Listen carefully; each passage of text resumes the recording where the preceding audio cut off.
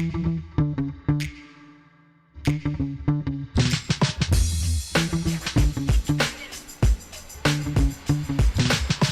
again. Welcome back to Relationships at Work, your leadership guide to building workplace connections and avoiding blind spots.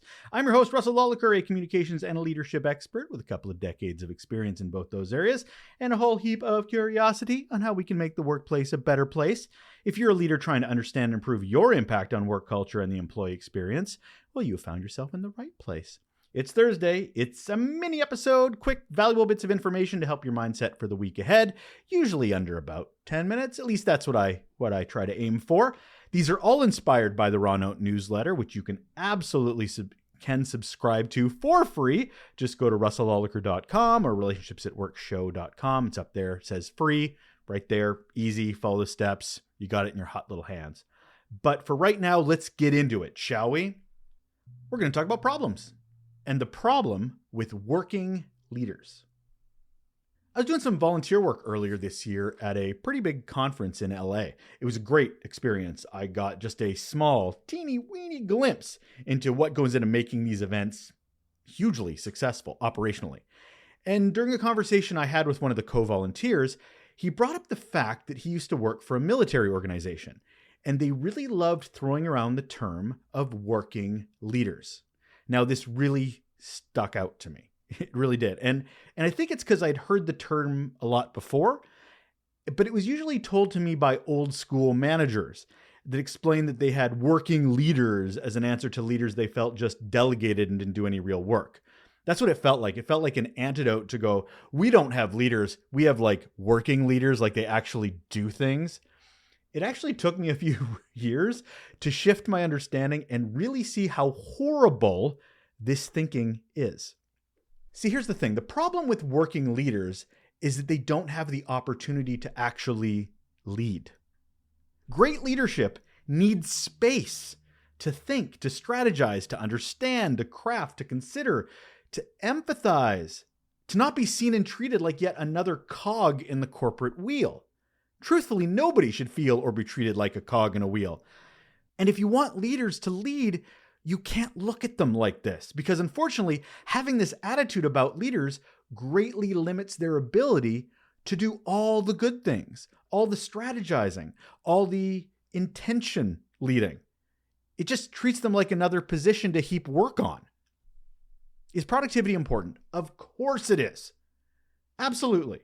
But it can't be the only thing. And imagine how much more productive our organizations might be if our leaders had the time to think and improve the processes and the outcomes, which they can't do if the space to do that is undervalued, buried in the day-to-day, or consumed by some next big project or some fire alarm deadline, which there always seems to be. Now, sometimes this working leader approach is due to established leaders not understanding what it takes to be a great leader, because this is how they were treated during their leadership journey. It's kind of a, this is how you pay your dues kind of thing. Or they see a space in someone's calendar and wonder, why isn't that filled? Are you just lazing around and not doing anything? They feel like that needs to be filled automatically, either by them or the leader themselves. Calling leaders working leaders assumes that all strategy and thoughtfulness isn't work. How dare you take a breath, right? Now, there are some other problems having this approach. Potential burnout, inefficiencies, overemphasizing short-term over long-term, limiting big picture views. And who has time for professional development? I'm too busy being a working leader. We've talked on this show about how being too busy is actually an excuse for not being a great leader. And this is how you go down that path. So what can we do? What can we do to mitigate this problem? I have a few suggestions for you. We need to clarify roles and responsibilities. You know how I love definitions, and this is no different. Define what is leadership work and what are tasks, and then figure out what can be delegated and what can't. And give those leaders the training they need for time management and how to delegate properly. Another thing is we can support systems and resources, because leaders, they can't do everything. If they did, they wouldn't be leaders. They're barely managers.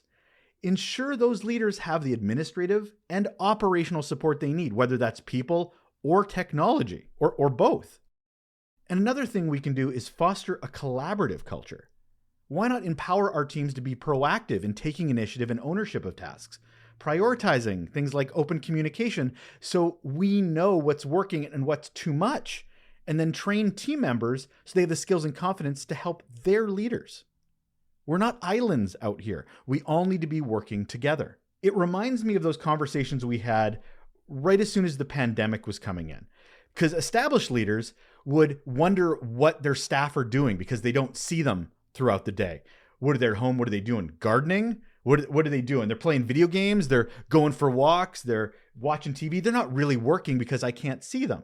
So we need to make them working leaders and just bury them in work so they don't have a moment's peace to try to do anything else. That in itself is horrible leadership. And now they're obstructing others from being leaders themselves. Small organizations might be a little different, okay? They absolutely need their leadership to be more on the side of working leaders because there just isn't enough people to do all the work. But even then, how are we supposed to move an organization forward, even if it's 4 people, if we don't have the time for strategic thinking? Answer, you don't. You burn out. If executive sees working leaders as the goal, as the norm, I think it's time to rethink what we define as leadership and get really comfortable with the fact that it's not actual leadership. Because with this approach, working leaders, we're just creating more managers, not leaders. And that only will hurt our organizations in the long run. Because it's short-term thinking, not long-term success. That's it. We're done. Another quick episode of the Relationships at Work mini episodes. My name is Russell Lolliker. Thank you so much for being here. I hope this helped a bit. I want leaders to succeed so badly, and I don't want them to be minimized or obstructed from being able to be leaders, to have the space to be leaders. And I don't think other leaders understand that they need to create an environment of nurturing and support. And things like looking at leaders as working leaders, I think actually gets in the way of that. So thank you for listening to a bit of my insight and reflections on how we can be a little bit better with our leaders and growing them. If you have any questions, concerns, feedback you want to share, please send me an email, hello@russelllolliker.com. Russell, R-U-S-S-E-L, last name Lolliker, L-O-L-A-C-H-E-R.com. Love to hear from you. Just even to have the exchange, just to whether you have some suggestions or feedback, I am all ears. Or eyes, I guess, because it's all on the computer.